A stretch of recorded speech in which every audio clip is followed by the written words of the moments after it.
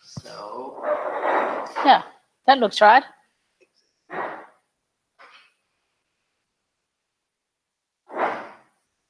Okay. Muy buenas tardes ya. Bienvenidos al seminario de investigación del Departamento de Ingeniería Industrial del Maker en Investigación Operativa. Hoy día tenemos el agrado de contar con Margaret Armstrong, quien es doctora de la Universidad de Nantes, en Nantes, o Paris 1. School of Mines. Escolas das Minas. School of la Escuela de Minas de París. Así que ella es matemática, sacó un biostatistics. Geostatistics. Fue su doctorado y actualmente está visitando el Centro de Modelamiento Matemático de la Universidad de Chile y el Departamento de Ingeniería de Baines, y ahora nos ha venido a visitar a nosotros para presentarnos una investigación en torno al uso de programación estocástica y opciones reales en la minería. Y since she speaks in English, we will now turn into English. So, Margaret, Thank you. It's a pleasure to have you here. Thank you very much for the invitation to come and join you. It's a real pleasure. Good. Yes, I did a degree in mathematics and then a master's in statistics at the University of Queensland in Australia. And then I went to France to do a doctorate in geostatistics at the School of Mines, geostatistics being the evaluation of ore reserves. And this was the place where most of the geostatistics was invented. So I taught geostatistics and did research for the next 20 years. And then School of Mines said, the students want to become quantitative traders. We need someone to start teaching that. And with a colleague, we set up that particular course. And then when I got to a certain age, they pushed me out the door and I went to FGV to spend some time in Rio de Janeiro. It didn't seem like a bad idea, and it certainly wasn't. Today, I'd like to talk about two things. Firstly, multi-stage programming with recourse applied to managing major production incidents in mining. This work was published about a week ago in Resources Policy. It's joint work with two other people from Adolfo Ibanez. I've also got another paper on tailings dams in Resources Policy. And the second thing I will talk about here is tailings dam failures, and I'll say a little bit more about that in a second. So this picture is to tell you a little bit about production incidents in mining. They're any sort of unpredictable event. They can be technical, highwall failures, roof collapses, natural disasters, fires, floods, earthquakes, strikes by the miners themselves or by the people who work in the wharves, the dockers. This picture here shows you water pouring into a mine and filling up the open pit. So the mine had to stop work. They had to stop and pump all the water out. And they had to process the water to clean it before they were allowed to pump it out because of the environmental regulations. And so they lost about 6 months' production. This shows a high wall failure. This is probably 1,000 meters deep. It's Bingham Canyon mine, and the whole of the wall fell in to the bottom. This is a Rio Tinto mine. They knew that something was going wrong. They had surveying equipment, telemetric equipment around the top edge. And as soon as it started to move a tiny bit, 1 millimeter of movement, they cleared all the people out and the machinery, and that happened.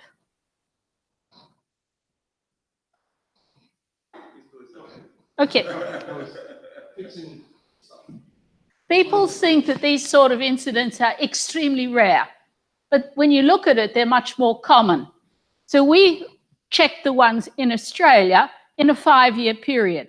The first one, there was a cyclone, that is tropical storm, which hit Queensland and filled the coal fields with water, stopping production and leading to the loss of about $9.5 billion in export earnings.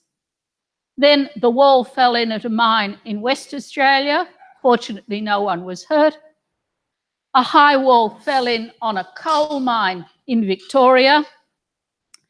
A chunk, the wall, 500 metres long, 80 metres high, containing about 6 million cubic metres of earth. And that put them out of business for a while. And of course, the closure of the uranium mine, which you have seen. When you look at these things individually, they look unfortunate, unpredictable, but as they keep happening, you've got to turn back and say, collectively, why doesn't the mining industry have some ideas for dealing with this? And the question is then, what can they do? And that was the topic we were working on in this project. So let's define the problem. The company we did this for has contractual commitments to provide a certain amount of material to customers. In the event of a production incident, it has different options. It could go out and buy the commodity on the spot market. If it has a strategic stockpile, it could take the material from there, or it could acquire it on the lease market if he's dealing with gold or uranium. And if it can't fulfill its contract, it uses the force majeure clause, but that has a certain number of negative aspects. First of all, they lose money. Secondly, their reputation is lost as a reliable supplier. But most of all, whenever you have a major incident in a mine, it's total chaos, it's panic stations, and they do everything they can to fix it as quickly as possible and not always optimally. What happens when there's a shortfall? Well, when we first ran the program, we didn't put in this clause, but we discovered that the computer program doesn't understand that having a shortfall is a bad thing, not being able to supply the client. So we put in a penalty 10 times the price of the commodity, and that convinces the computer program not to do that. What happens if the supply exceeds the demand? Well, it could cut the production, sell stuff on the spot market, store it in a strategic stockpile, or as I said, reduce the production. The spot market is the immediate market for sales of any sort of commodity. So let's define the problem. We have two state variables. That is, things that are outside our control, the commodity price and the production incidents, the breakdowns. And we have 5 variables that are under control. The proportion of what is available that you produce, the amount that you buy or sell on the spot market, the amount that you add to or take from the stockpile, what you're dealing with the lease market, and finally, the rest, the shortfall, when that happens.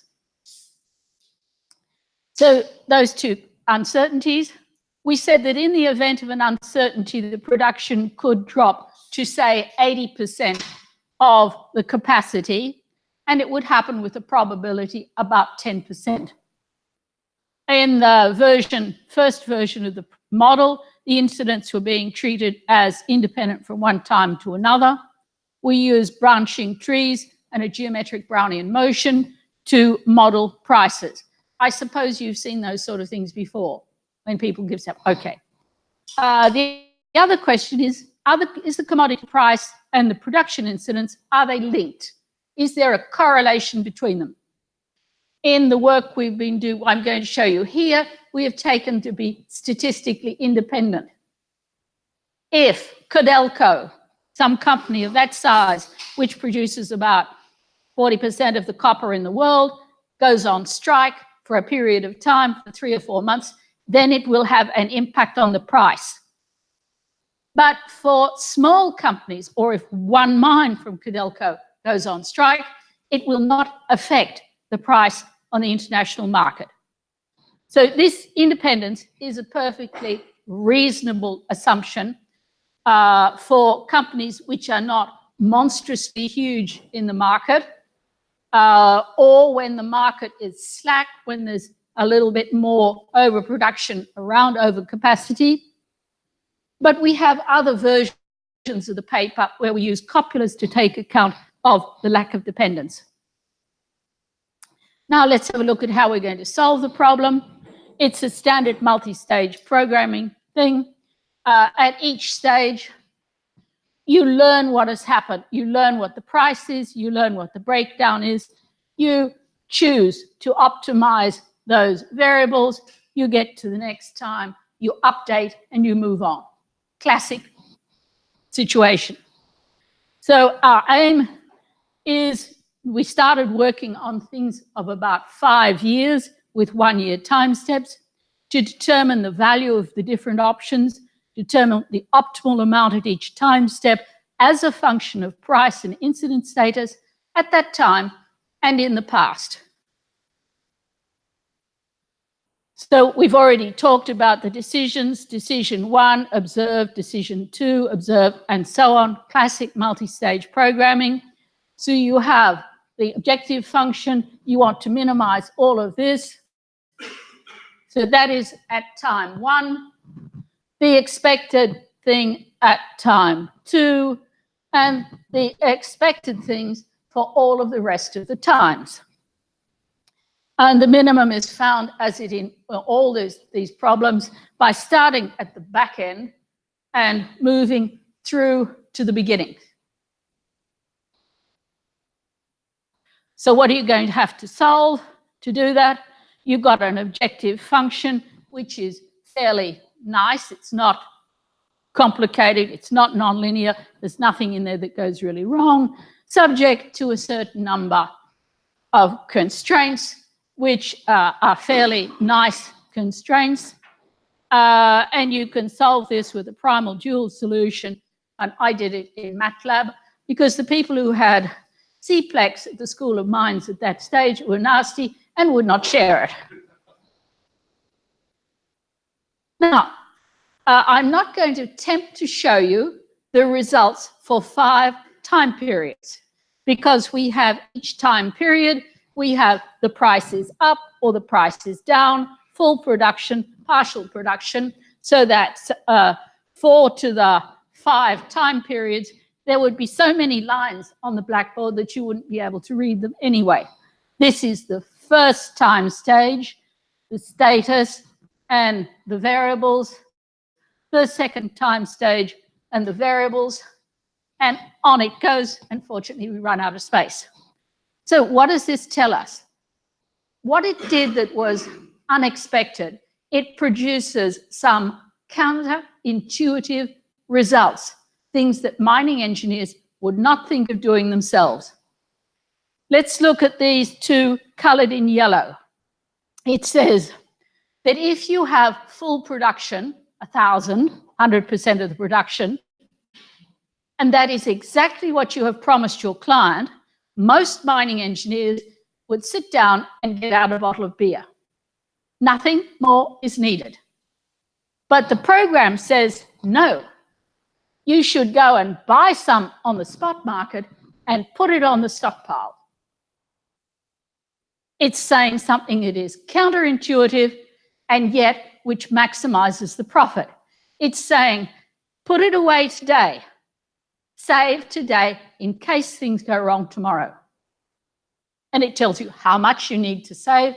And one of the things I like about these multi-stage programming is it finds the optimum And it tells you what to do at each time period, depending on what had happened before. It gives mining managers a roadmap of how to solve the problem. Now, what have we been doing with the colleagues at Adolfo Ibanez? As I said, it had been published in Resource Policy last week. Previous work that I did at the School of Mines worked up to 5 years with time steps, that is 4 to the 5th scenarios, about 1,000 scenarios, nothing.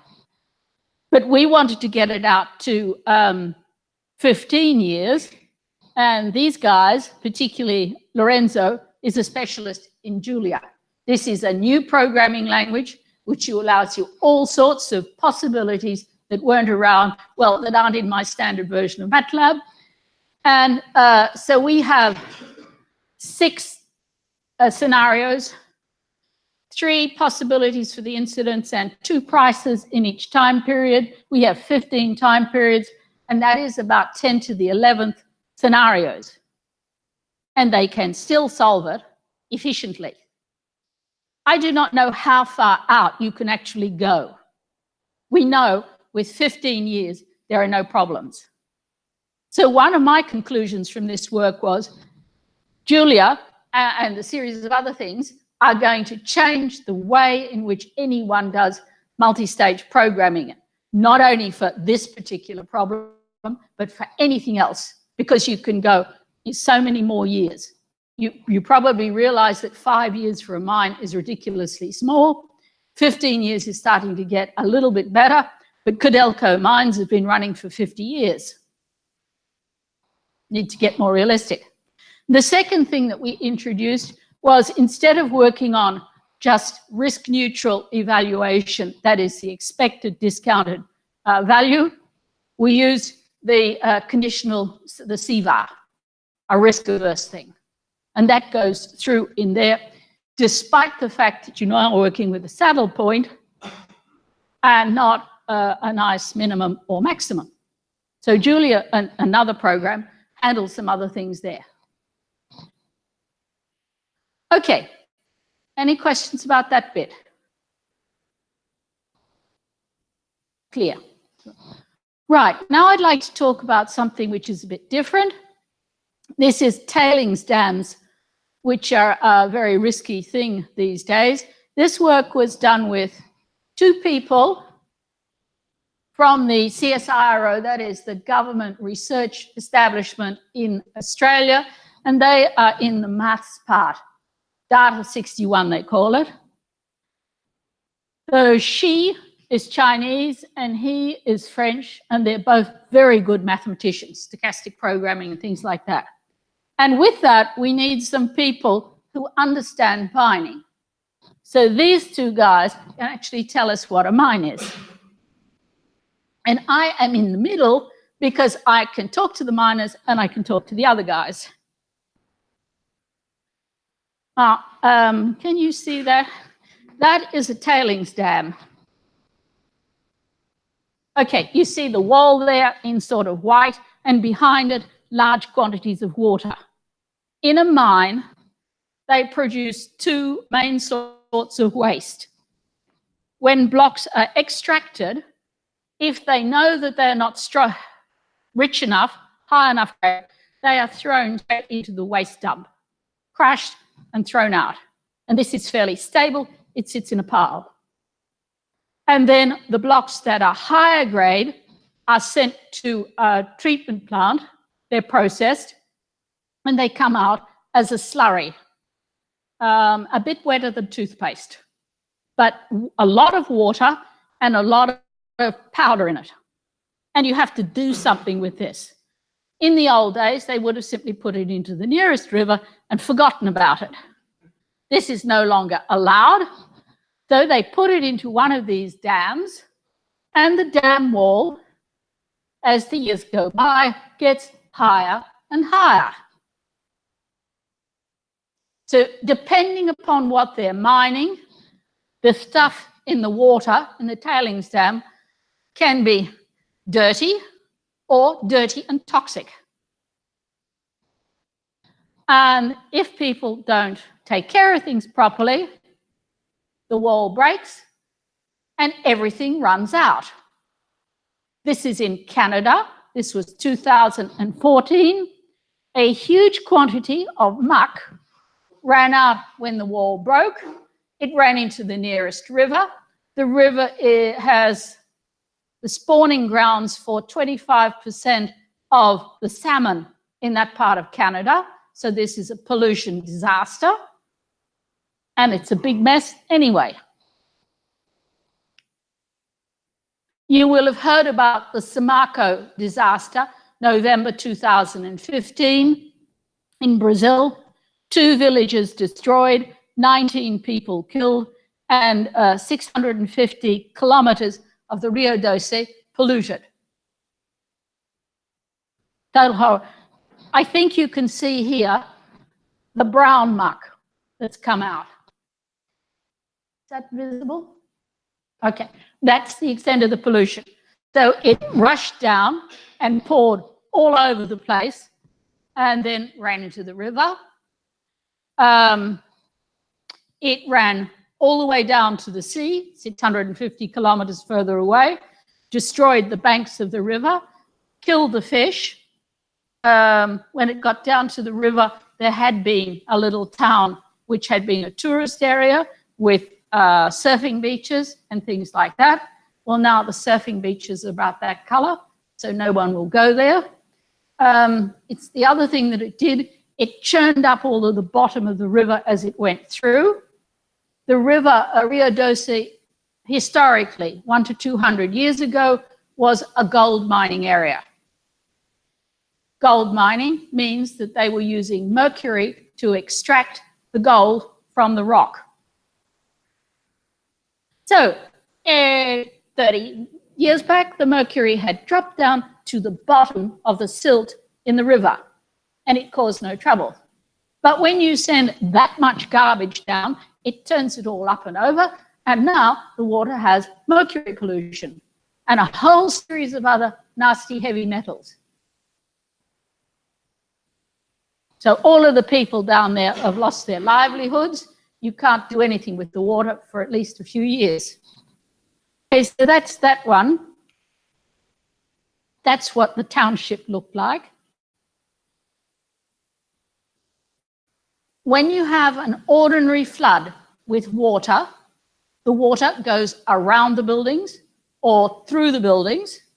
When you have a tailings dam break, the stuff that comes out has got a lot of material in it, in suspension.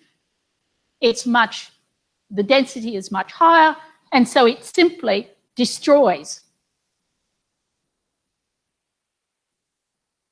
You may have seen videos of what happened at the Brumadinho disaster in January, where a wall 80 meters high burst almost instantly, put a huge quantity of muck down in the valley, and sitting just below in the valley was the mining company Vale's lunchrooms. There were 300 people having lunch there that day. So these sort of things are truly horrible. And unfortunately, they are getting more and more common. In 1999 to 2003, those 5 years, there were 8 of those that are recorded in the statistics. And in this period, there were 16. So we are looking at a steady increase in the number of tailings dam failures. And in general, they are getting worse as far as the severity goes. So our objective, to develop a method for evaluating mines which have a risk of tailings dam failure within a real options framework. And the objective is to talk to these level people, CEOs and the directors in the company. Why attack at that level? Because the amount of money you're going to need to do things with to solve some of these problems is considerable. And in mining companies, people tend to say, won't happen, it'll be all right. And so they skimp on spending money. And they increase the production because this will make more money. And both of those things increase the probability of a tailings dam failure considerably. So you've got to talk the top management into doing things differently. You've got to give them financial reasons and not just say it would be horrible if. Right, so we looked at 3 possibilities, flexibilities, options in the sense of real options. 1 or 0, business as usual. The next one up is to use more preventive maintenance, much more than they use normally. But the real thing you ought to do is to fit or retrofit a new technology. There are much more expensive technologies in mining which do not produce tailings. In some cases, you can extract iron ore and it will be completely dry. There's a valley mine, S11D, which does that. Very high-grade iron ore mine near Carajás that takes everything out dry. No tailings, no further risk. The next one down is to extract a lot of water from the tailings, what would have been tailings. They put them in a filter press, squash them, suck everything out, suck the water out on one side, and drop out these semi-solid blocks of tailings and put those into what the area was. We know that Norsk Hydro, which has aluminium refinery in the north of Brazil and which had succeeded in filling the town with nasty brown water in January last year, put in new filter presses to get rid of this problem. It means they need a much smaller area for storing things. Ecologically, it's simpler and it's much safer. So this is expensive. To talk someone into doing that, you've got to convince them that the long-term prospects, even if the probability of tailings dam failure is very small, that it's better to do it now than have to live with the problems. So we've got a mining project with a tailings dam. We are setting it to look like Marco. It's a 50-year project. The failure rate we consider to be somewhere between 1 in 1,750, 1 in 700 per year. We put it with that sort of distribution. We give the iron ore price a stochastic mean reverting process. And this is the price. What is it going to cost if something goes wrong? It is very difficult to get plausible numbers on something like that. In the past, people got away without paying for it. But it's clear that Valley is not getting to go away with this without paying. The mining journal, Canadian Miner, said that the numbers being talked about were somewhere between $5 and $55 billion. Not Brazilian reais, dollars, US dollars. Are they plausible? Well, the last big one was when the BP platform in the Gulf of Mexico had a blowout and a disaster, and it cost BP $60 billion. So these numbers are not totally implausible. Of course, they're our best guess because there's very little information around. The Brazilian Vale being a Brazilian company, which the Brazilian pension funds have a lot of money invested in, it can't afford to go bankrupt. So they are probably going to reduce a lot of the things there. But if this happened in other parts of the world, you would probably get stuck with that. They're also going to get stuck with the repairs, with being sued because there's a court case, I think in New York. They're listed on the New York Stock Exchange. This makes life very unpleasant. So those are some of the sort of parameters. And my colleagues in Melbourne sat down and did the maths, and they got the value, the expected value for business as usual. And you can see it is an explicit value, a closed form expression for the first option. Don't ask me what everything means. I just want to, what you want to know is that you merely have to substitute the numbers in to calculate this one. Option number 1, preventive maintenance. Notice the little M's here. This is for the maintenance version. And that is a dynamic programming thing which can be solved. And the retrofitting of the dry processing has got exactly the same thing as before, but the values in here are different. If you do maintenance, your probability of a tailings dam failure is much lower than in option 0. And in this case, as there are no further tailings, your probability of an accident is 0. But the C dry, the cost, is a lot higher. Does one compensate the other? The answer. With the figures that we got, which are as good, as close as we can get to Samarco, without saying that out loud in print particularly, we think it would cost you 4.7 billion, would be worth 4.7 billion in the first option. If, oh, sorry, this is increased mining in maintenance. I'm sorry, that's my mistake. It's 19% more value. And in the third option, if you do a retrofit and get into dry processing, you have got a 40% increase in value.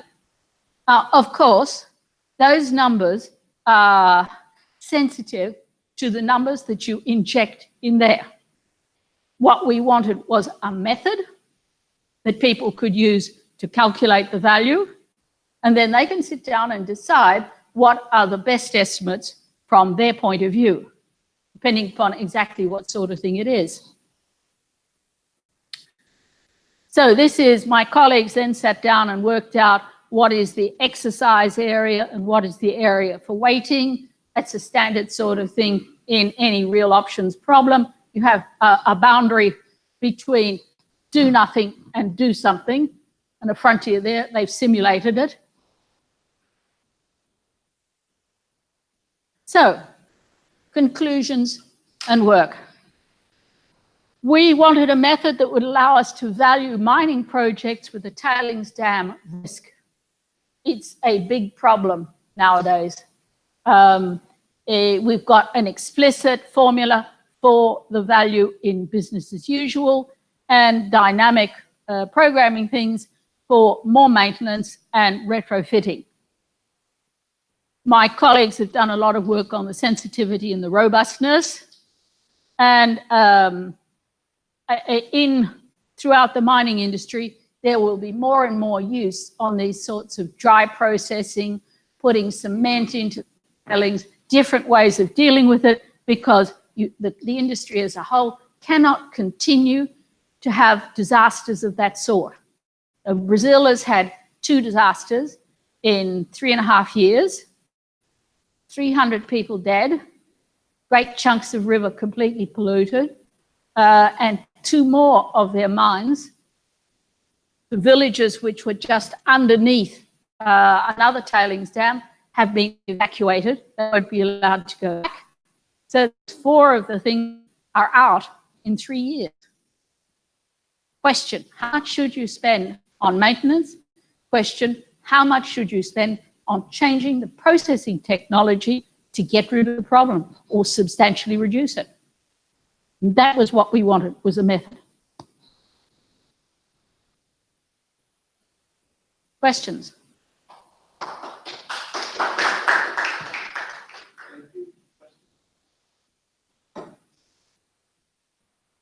Yep. The second model, the approach, does it take into account the ability of going broke company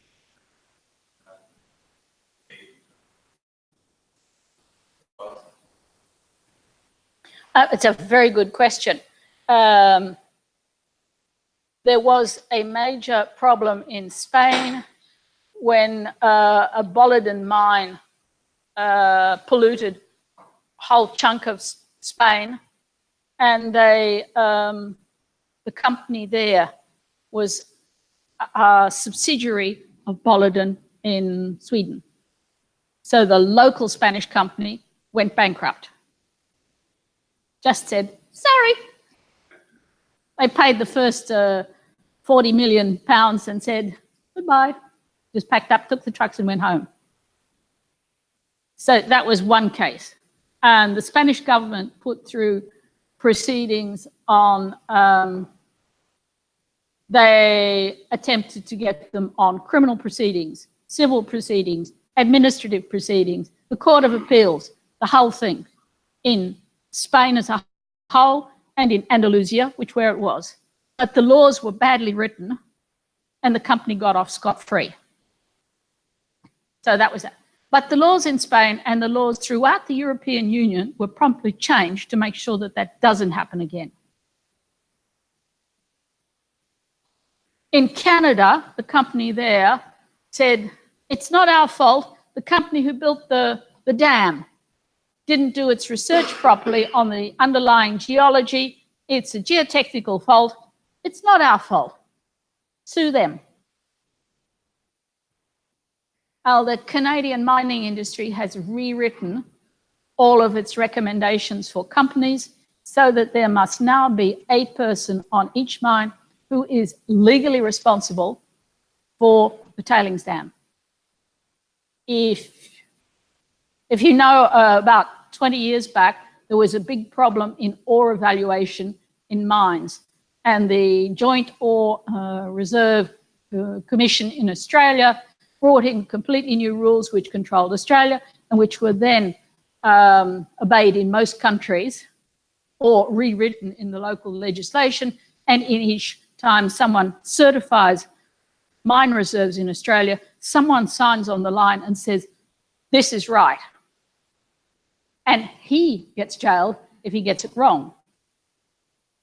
In Brazil, after the second tailings disaster, the federal police and the police in Minas Gerais, this occurred, asked Vale's directors to remove the CEO and 5 other people, and they are now on holiday leave. My colleagues in Brazil think that they will get a holiday somewhere else. Yeah, but in some ways, there's 30 or 40 years of poor management being going on. And if you I wouldn't take the job of the managing director of Vale now, because your chance of ending up in jail the next time another one of these things gives out because it was badly built, badly maintained, and a whole series of other corruption type issues where people didn't do their jobs properly. You'd have to have a hole in your head to accept that. It accumulates, and then we have some results published in Resource Policy, which show the production at Samarco, and for the 5 quarters just before the wall broke, they had a plus 40% increase in production. So you have a dam sitting there that may not be in great state, and you suddenly increase dramatically the amount of garbage you're putting into it.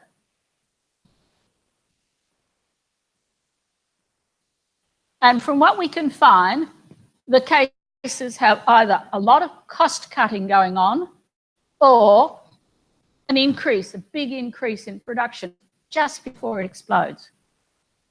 Yeah?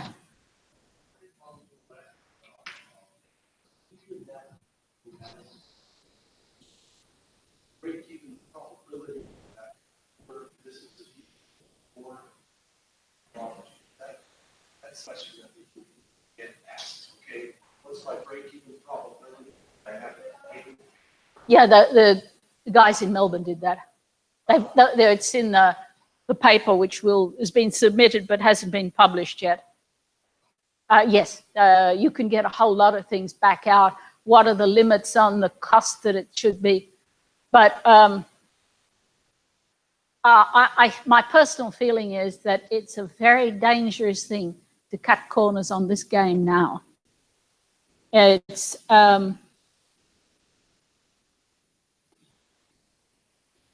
imagine how much of Vale's management energy since Samarco disaster 3.5 years ago until now has been occupied by trying to sort out the mess.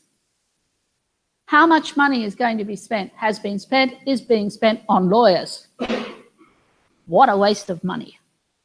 How much money is protecting what in Australia you would say their asses, protecting them from unpleasant things for what they have probably done?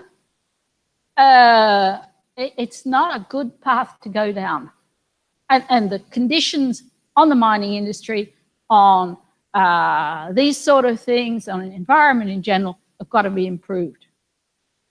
In places like Australia, where I grew up, there's a much stronger fight between local people, environmental people, the government, mining inspectors, and the mining industries to keep things clean.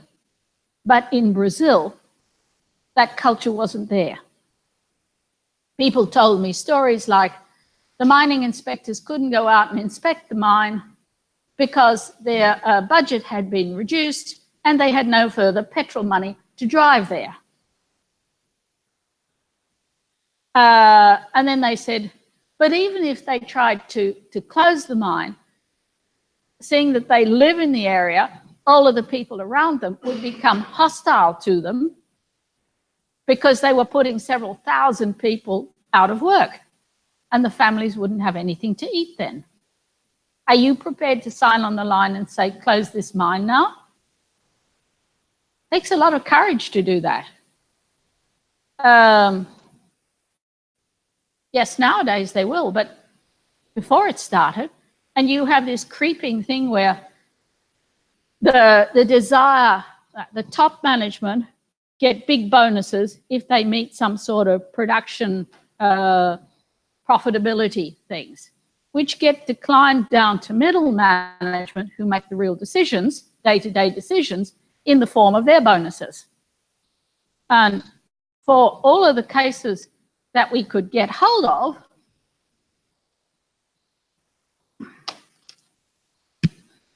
if you did 100% of your objectives, you got 100% of the bonus. If you got 110%, you got 100% bonus plus 20% on top of that. And if you got down to 150%, you got your first 100% plus another 100% there. That's 105, sorry. This one must have been 125.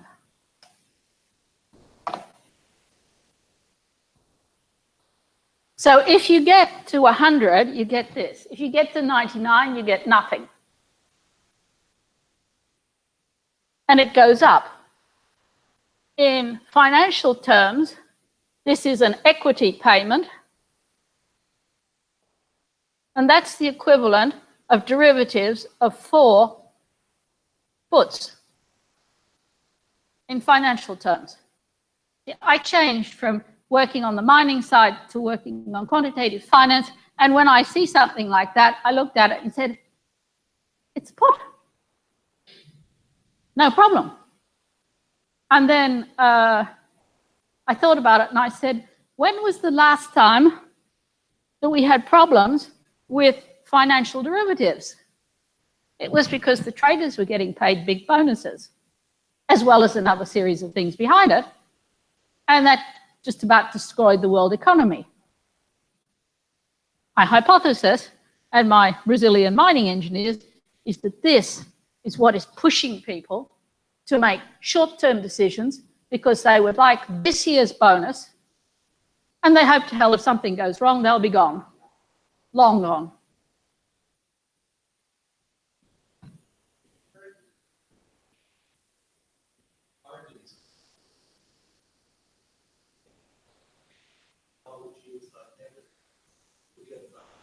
1.1 billion for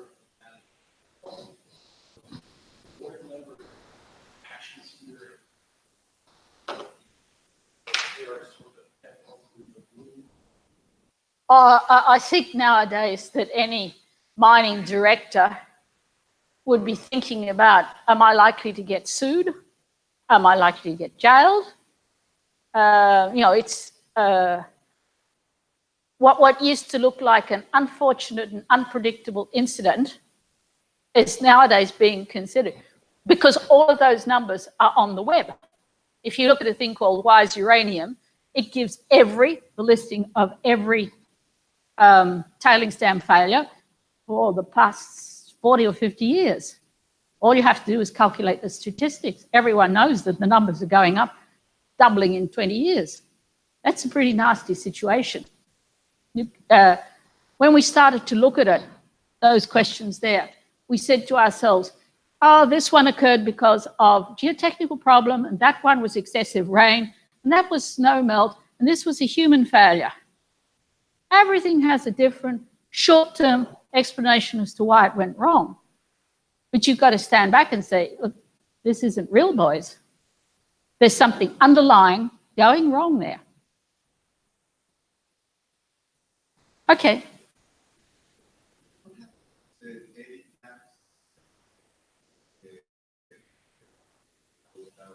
Decommissioning. Well, in the old days, they just went away and forgot about them. But nowadays, they have to properly decommission them. And there's a hell of a lot more work in the mining industry to do that properly. It should, the water part should evaporate off. And then you should have a dry block of stuff.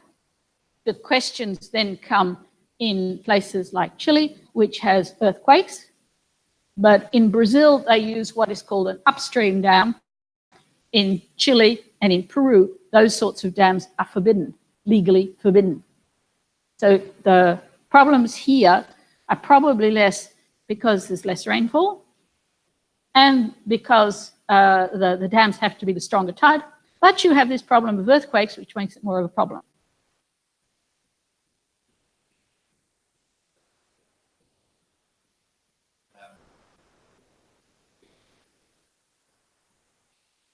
Yeah.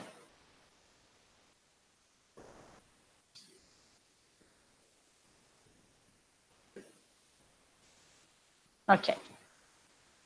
Yes, we going back in time, people thought that these were acts of God, just dreadful. There was one in Wales where a dam broke and it immediately rushed down and hit a school and killed 114 small children, which is pretty horrible. And they put it down, the government inquiry said this was an act of God. Well, nowadays, when you can see all of the things on the internet and you can see them from all over the world and you can see the numbers, an act of God just won't hold anymore. Okay, thank you for your attention. Thank you.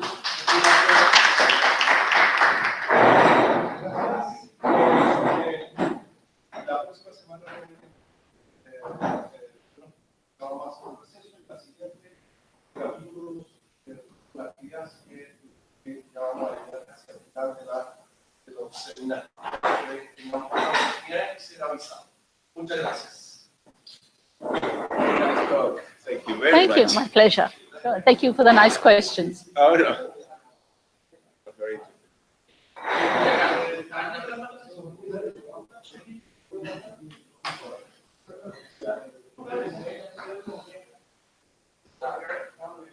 I read papers because Have you got a card? Yeah.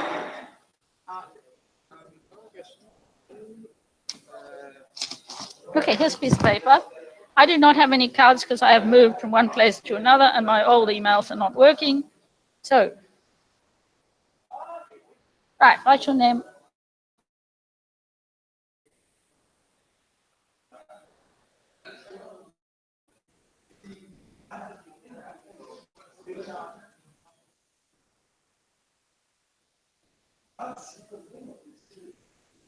Okay, G.I. Molina at UC. Okay, You use uranium, and I the expression is like a Sarima. I don't know, I received.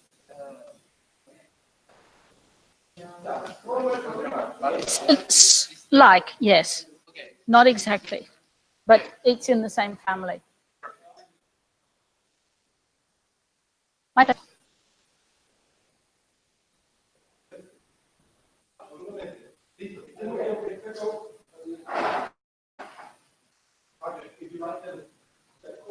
Yeah, thanks. Okay, thank you. Oh, it's really nice. Oh, wonderful. Thank you very much. Let me introduce you to Roberto Basolo. Roberto Basolo is the Argentinian professor. Hello. Hi. Good.